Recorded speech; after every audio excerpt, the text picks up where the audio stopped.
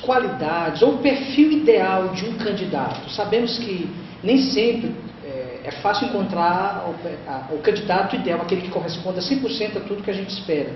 Mas, assim, em tese, quais seriam os critérios essenciais que nós deveríamos observar ao escolher os nossos candidatos? Bem, eu acho que nós temos vários critérios, né? Um primeiro critério que eu acho muito importante é que é justo e é democrático que nós, como cristãos, nós procuremos pessoas, como cristãos, como católicos, nós procuremos pessoas que tenham vocação para a vida pública e para a política, que possam trazer em si esses princípios também.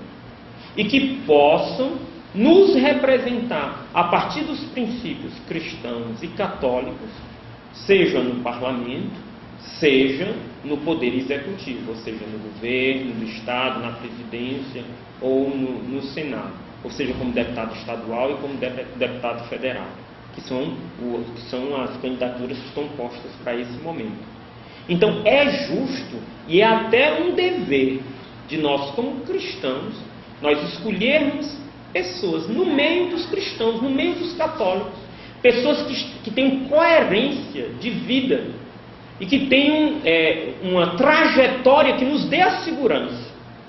Que nos dê a segurança. Não simplesmente pessoas que na hora vêm, passam e dizem, instrumentalizam a igreja, instrumentalizam a comunidade, instrumentalizam os grupos, mas pessoas que você vai vendo que no decorrer da história elas foram coerentes, elas são do nosso meio, elas trazem dentro de si, no seu pensamento, o valor cristão, o valor da igreja, os critérios de honestidade. É um primeiro critério fundamental. Não adianta só a pessoa dizer que é honesto, porque se a gente mandar levantar os braços, quem é que vai dizer que não é honesto? Você precisa ir olhar a trajetória, olhe a trajetória das pessoas, procure pesquisar a trajetória, veja se ele é honesto, se ele tem coerência de honestidade, se ele não vai se deixar corromper ou até corromper. A questão da vida espiritual, que acho que é a primeira coisa que vem, que a gente falou primeiro da questão da honestidade, mas não existe honestidade se eu não tenho uma vida espiritual, se eu não tenho comunhão com Deus, se eu não tenho uma base espiritual que me sustente. Porque o desafio é grande, na vida pública o desafio é grande. Então é preciso ter uma vida espiritual. É preciso eu identificar que aquela pessoa é coerente, não só na hora da eleição, mas eu ver que aquela pessoa tem um caminho de vida espiritual coerente. Se aquela pessoa é portadora também de uma boa formação, porque não basta só boa vontade. Tem pessoas que têm uma tremenda boa vontade, gostariam de ir para a vida pública, gostariam de ser deputados, mas não tem formação para isso. Não tem a formação humana, não tem a formação política, não tem a formação do magistério da igreja para a vida pública. E aí vai com toda boa vontade e corre o risco de dar com os burros na água. De amanhã, aqueles que nós elegemos e que seriam os nossos representantes, podem estar amanhã nos constrangendo. Nos constrangendo. Então, que tenham também uma boa formação, que tenham viabilidade. Porque é importante também a gente ver pessoas que a gente não é simplesmente um voto útil, não estou falando de um voto útil, mas de ver pessoas que possam chegar lá, que possam fazer a diferença, que possam ser eleitos e que possam assim participar como autênticos representantes nossos na vida pública da nossa nação. Que também são também pessoas que têm alguns critérios que a igreja nos alerta e que também a gente poderia conversar um pouco desses critérios que são muito importantes na sociedade hoje. Por exemplo, a vida, a defesa da vida é uma questão gravíssima.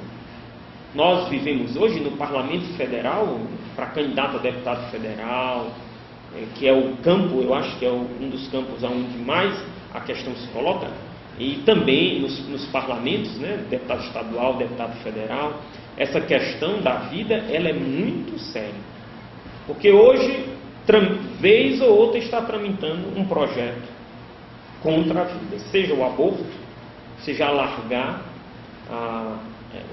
já existiu o aborto nas exceções que hoje prescreve a Constituição, já é terrível. Alguns dizem que já é inconstitucional. Desculpa.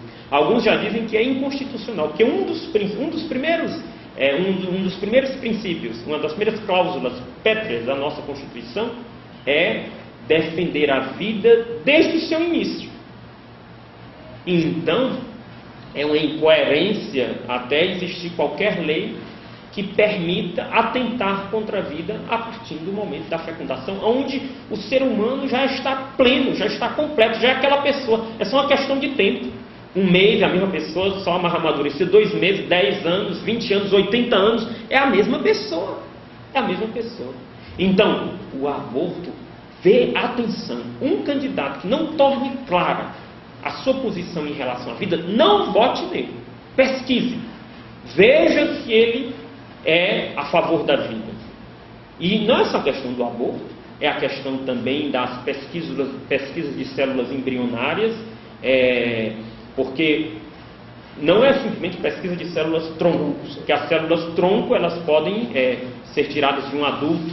E as pesquisas mais modernas estão dizendo agora, hoje mesmo eu li, que podem ser tiradas células troncos de embrião sem matá-las.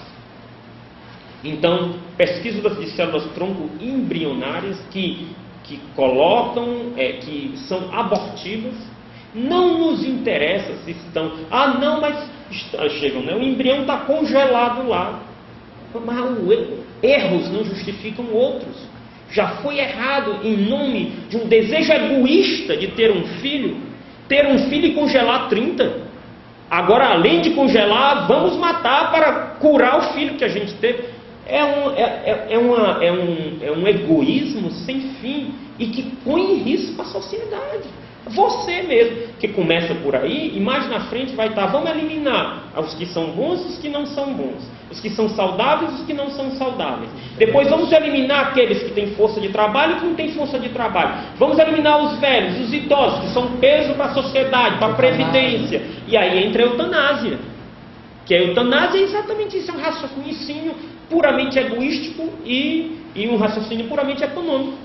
Então, está lá no hospital, gastando dinheiro, podendo estar sendo aplicado para pessoas mais jovens. Então, vamos matar, vamos abreviar a vida. Então, esteja muito atento sobre a questão da vida. E há outras questões.